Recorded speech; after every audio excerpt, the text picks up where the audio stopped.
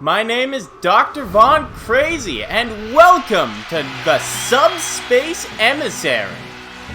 I love this sub-game. It's in Smash Bros. Brawl, which is really kind of forgotten Smash game in some ways.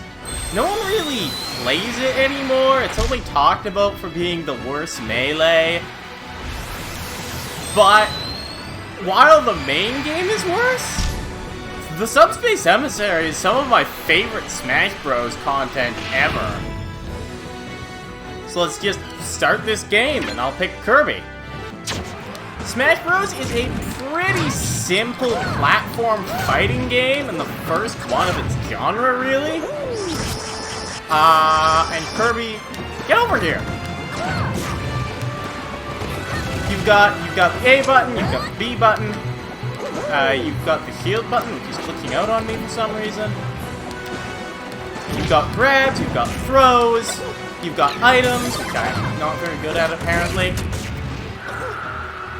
You've got 4 special moves, one for each direction on the D-pad, side being both directions, and one for neutral. Gosh dang! Get out of here! Lasers. And that's Mario dealt with.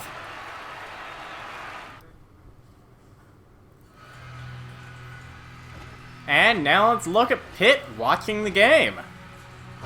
Yep, go ahead. Yay! Sports sounds. Do the punch. Yes. I'm not a sports fan, don't worry.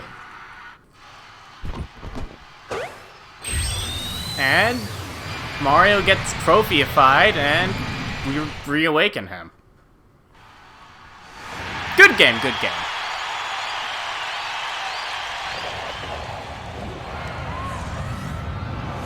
And now the halberds come to interrupt our friendly little sporting punchy fest. And it's starting to drop these weird purple things, which are probably not nice.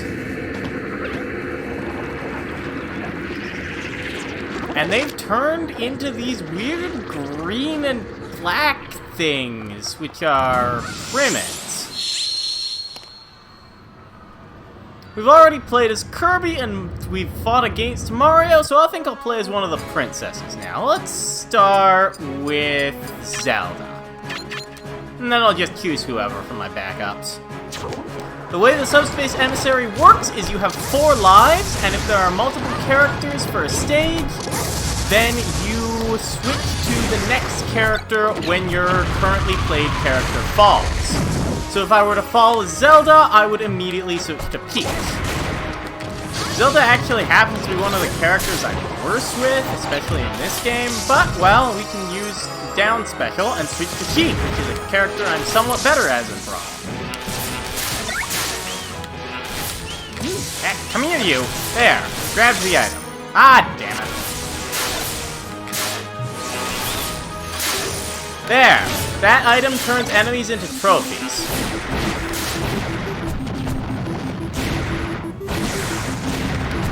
It's unique to this mode. You won't see it in any other mode. I just tripped. That's one of the reasons why people say Brawl is the worst in the Smash Bros. Series. There are random tripping things.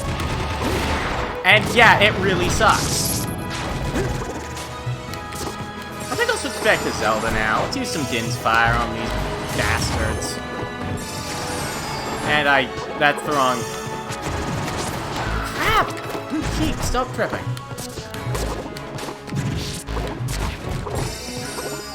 Back to Zelda. I want to break this box. Do a very good job at it. My opponents did it for me. Ah, crap. There we go. No problem. And with those dealt with, now the Ancient Minister is here. And he's got a bomb.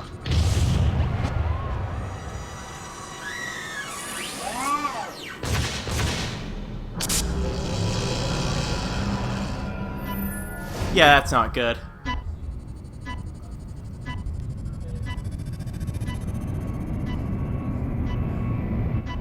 I do like how that instant was apparently 30 seconds when it was like 5 in the cutscene. Oh, there went that. And now the princesses are in cages, and we have to play as Kirby. Maybe I shouldn't have played as him for the first bit, but I was trying to show off his copy ability, which you can't ever do again.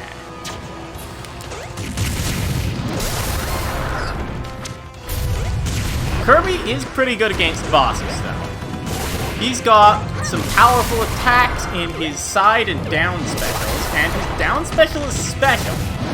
It's immune to everything. You can't take damage while you're using Kirby's down special.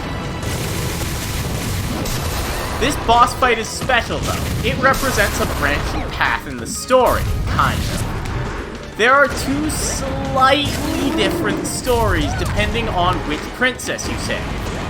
You only need to break 1 cage, and the cage you break decides a very slight amount of the story.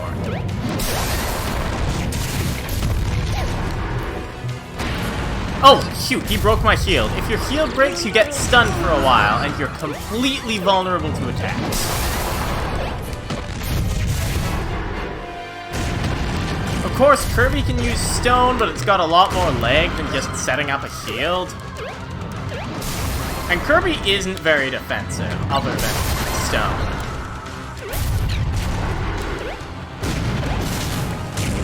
And that'll do it.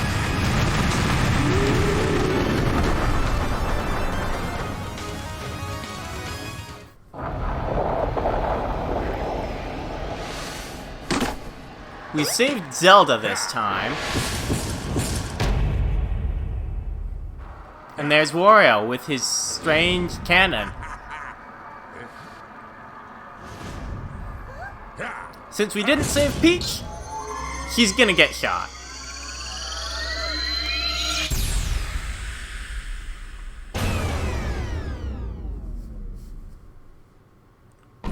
And now she's a trophy, so Wario can steal her.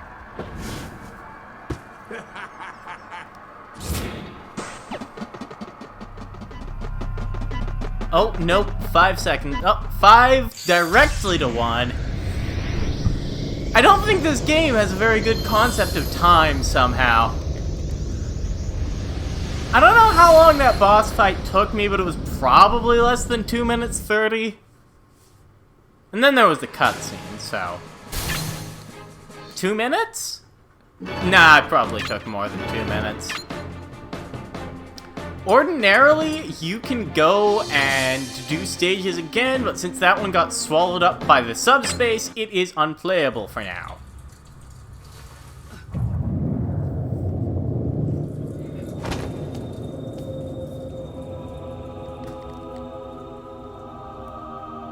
There's Palutena, the goddess you save in the Kid Icarus series, and she grants Pit the Palutena bow, which is his main weapon in this game. And, well, the other Smash games.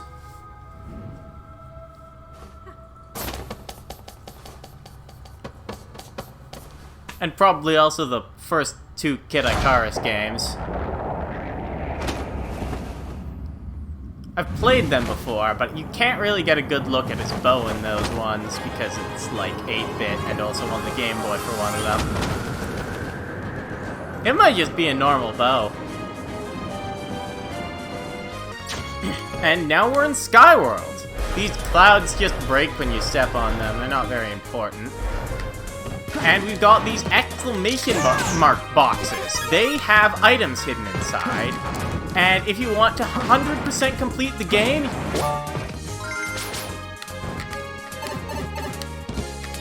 I am not going to be doing that. There are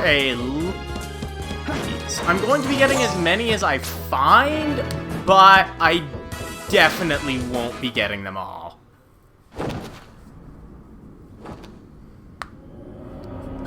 And the halberd's back. You know what that means. Or at least you can probably guess. Yep.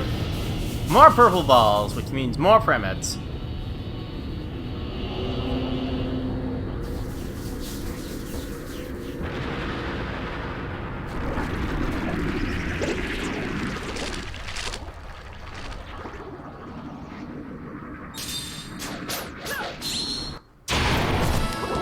works a bit differently in this game than he does in the later games. Since if Kid Icarus Uprising hasn't come out yet, he doesn't have all his weapons. So instead of using the upper dash arm for his side special, he uses that spinny attack with the Palutena bow. It works as long as you're mashing V, and he's also got the mirror shield on his down special instead of Guardian Armatars. It's still a reflector, but it only works one way and doesn't push enemies away like the Guardian Armatars do. His side special also blocks projectiles, so he's a pretty... that's rude. He's a pretty good anti-projectile character? I guess it blocks melee attacks as well, the mirror shield, but it's not nearly as good as the Guardian Armatars overall. Have a sword. Ah, the hothead blocked it. Oh, you block projectiles, huh? Get out of here. That heart container restores 100% damage to your character. Oh, this guy's here. I knew he was coming, but I didn't know when. These guys are kind of pests. I remember having so much trouble with these creeps on my first playthrough. And I was on very easy mode. This is hard mode. And I just took one hit against that guy. That went so much better than I ever remember doing. And Pit found Mario in the clouds. I mean, he got launched pretty far, not surprising.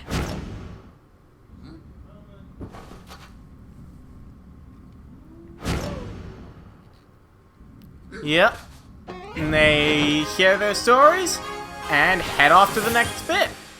I've been playing a bit of Pit, and I haven't played Mario yet, so let's play as him for a little.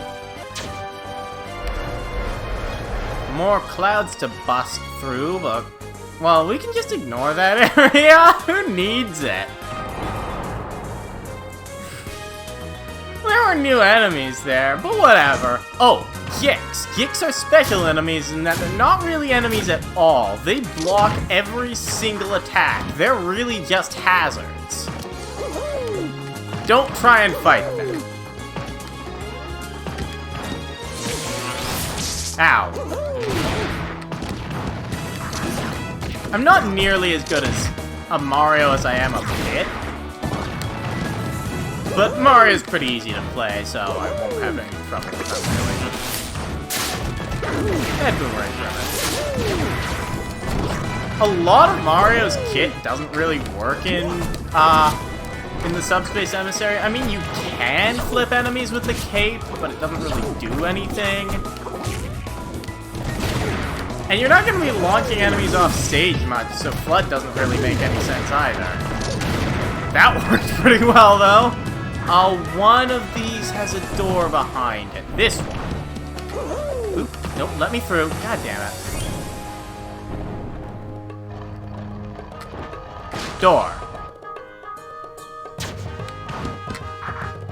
This is kind of an annoying area because it goes fast. It's a lot harder with Pit, though. Pit's jumps and his up special especially have a lot of trouble moving vertically. So you can kinda get destroyed in that room. And I did in practice, so yeah, careful with that room. Ow. Ha! Gotcha. Gotcha.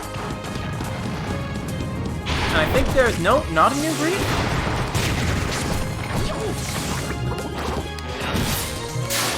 I can't get that from here. Oh god! I was gonna try and shoot that with a fireball, but, whoops. I appear to have exploded. Ow. Down there. Get out of here.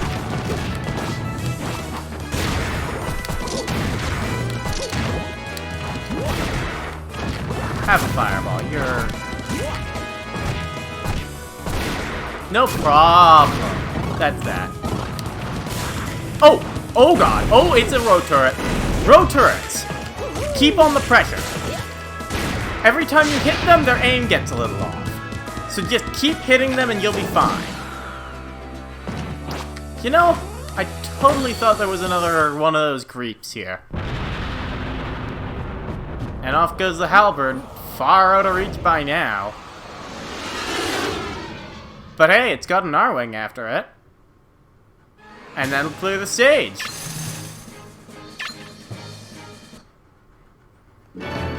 And Mario and Pit join the team now. So what does that mean? Well, we had Kirby and Zelda join the team earlier. So that means that we can play the stage again on the difficulty we choose, and we can choose the whole party now. But I'm just gonna be keeping on going. Not gonna bother with that.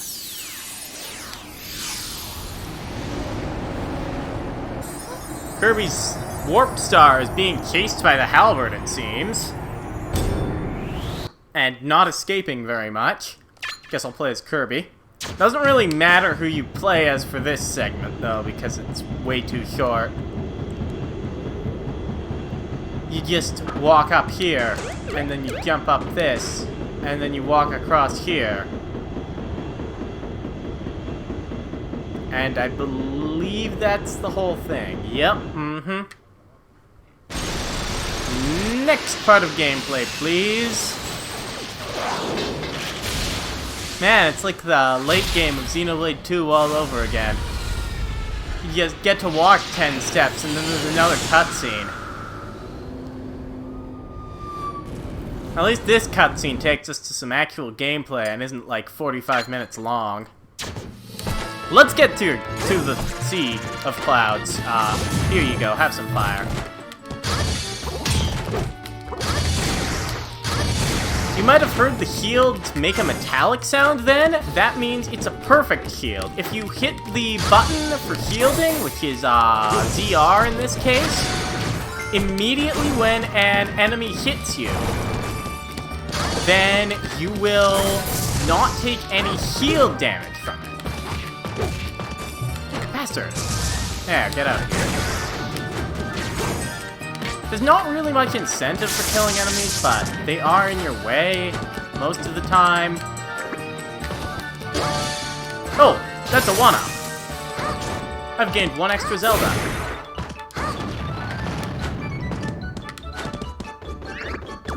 These guys throw food at you and are generally pests, but hey, you don't really need to fight them. I'll try, though. Aww.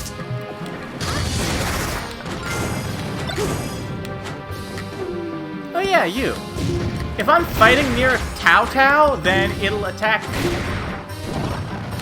But while they're sleeping, you can just hit them and kill them. I think there's a secret up here. Yep. Whoops. Let's try that again.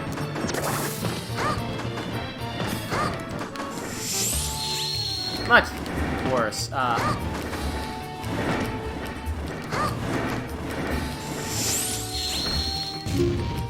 Okay, made it. Third try's the charm. Oh, it's just boxes? Sure. I'll take them then. Wow, 200 damage worth of healing. I did not need that at all. But hey, I got some stickers out of it. Stickers give you bonus effects in the Subspace Emissary, similar to, whatever, spirits in Smash Ultimate, but I won't be using them. I just don't care much at all. Ow! I think I'll just ignore this one. Those fetch eyes are kind of pests, though. That's mine. Here you go. Oh, hey, he threw an actual apple at me. Oh, that didn't hit any of them. This attack actually does hit enemies, contrary to how it looks. I never would have expected that to be a good damaging move, but it's a kill move in competitive Smash. So don't underestimate it. Ow.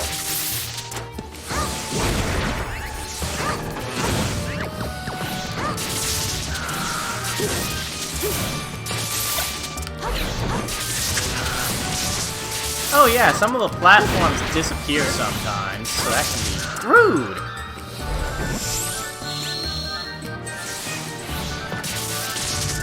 Shut.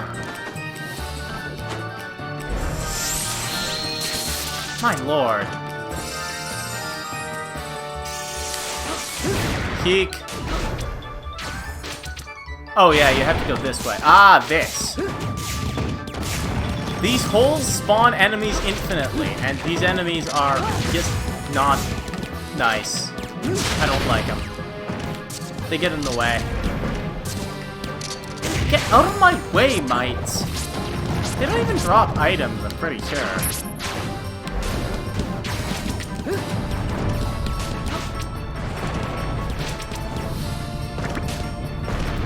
Rocks are gonna start falling now. Ow.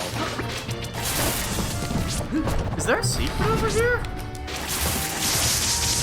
Ouch! Well, I'm about to find out. Looks like it. Give me that. Invincibility star.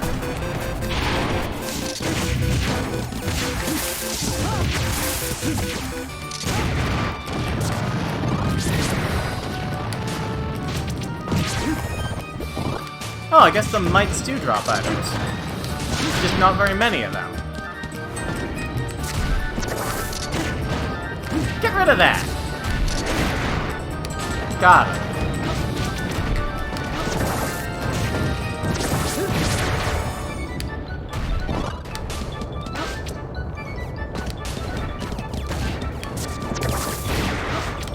These rocks will actually hit enemies? I was kind of hoping that would happen to the goddamn fish eyes that kept harassing me earlier. This is where the second creep was. Are you done? Ugh! It's got like 1 health left! Come on! Okay, done. I didn't take any damage. Stage clear. Kinda sad that I goddamn lost Keek in that battle, but with that done, next time on the Subspace Emissary, we'll be heading into the jungle. See you guys then.